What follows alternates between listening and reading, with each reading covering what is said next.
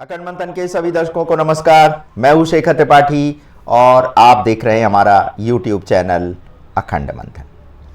जैसा कि आप जानते हैं कि हमने ब्रह्मांड के रहस्यों पर एक विशेष वेब सीरीज का शुभारंभ किया है जो आधारित है बापू श्री दशरथ भाई की पुस्तक पर। तो आज इसी के अगले एपिसोड पर हम चर्चा करते हैं। महाप्रलय वह समय है जब सृष्टि जो भगवान शिव के संकल्प से बनी थी वो समाप्त हो जाती है और सब कुछ वापस अव्यक्त प्रकृति में विलीन हो जाता है। महाप्रलय का जो समय होता है वो तब आता है जब ब्रह्मा के 100 वर्षों का समय यानी 2 परार्ध समाप्त हो जाता है।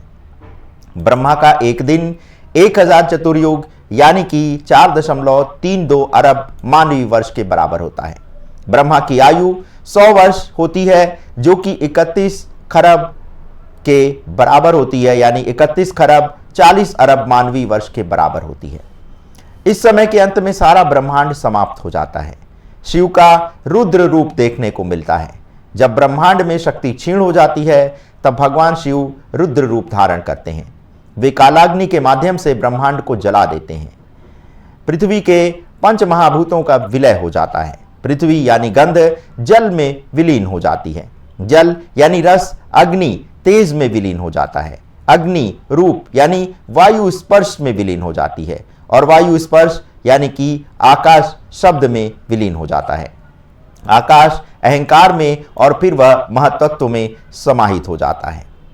इस दौरान प्राकृतिक आपदाएं भयंकर देखने को मिलती हैं। पृथ्वी, नदियां और महासागर सूख जाते हैं। त्रिलोकी यानी भूलोक, भूअरलोक और स्वर्गलोक जलकर नष्ट हो जाते हैं। सारे लोग महासागर में विलीन हो जाते हैं। विलय का जो अंतिम चरण होता है उसके बारे में आपको बताते हैं। तो इस चरण में महतत्व अव्यक्त प्रकृति में समाहित हो जाता है। अव्यक्त प्रकृति और पुरुष यानी परमात्मा एकाकार हो जाते हैं। अव्यक्त प्रकृति और पुरुष का एकत्व महाप्रलय के समय देखने को मिलता है और पुरुष और प्रकृति का अलगाव समाप्त हो जाता है।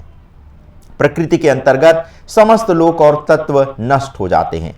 केवल अव्यक्त प्रकृति शेष रहती है जिसे ब्रह्मांडीय अंडा यानी ब्रह्मांड रूपी आवरण कहा जाता है। अब आपको बताते हैं विरजा नदी और परम धाम का जो घेरा है उसके विषय में। तो विरजा नदी अव्यक्त प्रकृति और परम धाम के बीच का स्थान है। इसके ऊपर ब्रह्मा यानी कि महाब्रह्मा के नीचे, फिर विष्णु महाविष्णु के नीचे, फिर शिव महाशिव के नीचे और परम धाम इन सबसे ऊपर स्थित है। ब्रह्मांडी आवरणों की संरचना ब्रह्मांड के 7 आवरण से बना है। पृथ्वी तत्व 1 करोड़ योजन, जल तत्व 10 करोड़ योजन, अग्नि तत्व 100 करोड़ योजन और वायु तत्व 1000 करोड़ योजन, आकाश तत्व 10,000 करोड़ योजन, अहंकार तत्व 1,00,000 करोड़ योजन, अव्यक्त प्रकृति असंख्य योजन। अब ब्रह्मांड के विस्तार के बारे में आपको बताते हैं। तो 14 भुवनों का ये जो ब्रह्मांड है जिसमें 7 ऊपरी लोक हैं और 7 पाताल लोक हैं, इसके ऊपर और नीचे असंख्य ब्रह्मांड भी स्थित हैं। प्रत्येक ब्रह्मांड अपनी धुरी पर घूमता रहता है। इन ब्रह्मांडों का केंद्र परम धाम है। शिव और महाशिव का महत्व जो है वो आपको बताते हैं। तो शिव का रचनात्मक स्वरूप देखने को मिलता है। शिव ने शक्ति यानी अंबिका की रचना की। शक्ति ने विष्णु को उत्पन्न किया। विष्णु की नाभि से ब्रह्मा की उत्पत्ति हुई। ब्रह्मा ने सप्त ऋषियों और मनु शतरूपा को जन्म दिया। जब ब्रह्मांड में शक्ति क्षीण हो जाती है तब शिव अपना रुद्र रूप प्रलय करते हैं। महाशिव महाविनाश का संचालन करते हैं। परमधाम और दिव्य विमान में क्या संबंध है? महाशिव आत्माओं को दिव्य स्वरूप प्रदान करके परम धाम ले जाते हैं। ये मोक्ष की अंतिम अवस्था है। आंतिक प्रलय यानी मोक्ष जो वो समय है जब आत्मा परमात्मा में समाहित हो जाती है। आत्मा स्थूल शरीर छोड़कर सूक्ष्म और फिर कारण शरीर धारण करती है। ये प्रक्रिया परम धाम में जाकर पूर्ण होती है। स्थूल शरीर से सूक्ष्म शरीर जो होता है उसमें आत्मा 5 तत्वों का शरीर छोड़कर 3 तत्वों का यानी आकाश, वायु और अग्नि का शरीर धारण करती है। फिर कारण शरीर जो है वो मन और बुद्धि का संयोजन होता है। महाकारण शरीर जो है वह कैवल्य यानी कि ये शरीर आत्मा को मोक्ष दिलाता है। अब इसका परिणाम क्या होता है? तो आत्मा परमधाम में दिव्य प्रकाश का रूप धारण करती है। ये अवस्था आत्मा को पुरुषोत्तम तत्व में परिवर्तित कर देती है। प्रलय के समय आत्मा का गंतव्य जो है वो सत्यलोक होता है।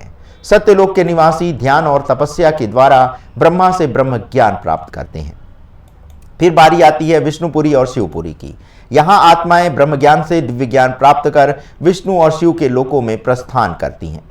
फिर परम धाम में अंततः सभी आत्माएं परम धाम में बिंदु रूप में समाहित हो जाती हैं।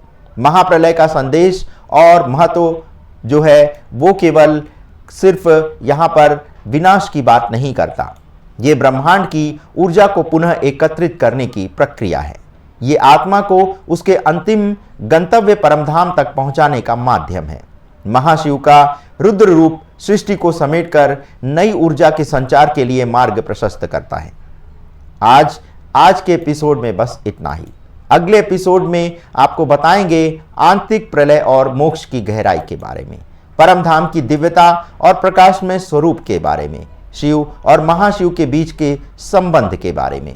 तो प्रिय दर्शकों, जुड़े रहें अखंड मंथन के साथ और जानिए ब्रह्मांड, प्रलय और आत्मा के अंतिम गंतव्य के रहस्यों को। तब तक के लिए हमें अनुमति दें। आपने इतना बहुमूल्य समय हमें प्रदान किया, इसके लिए हम आपके सदैव हृदय से आभारी रहेंगे। धन्यवाद।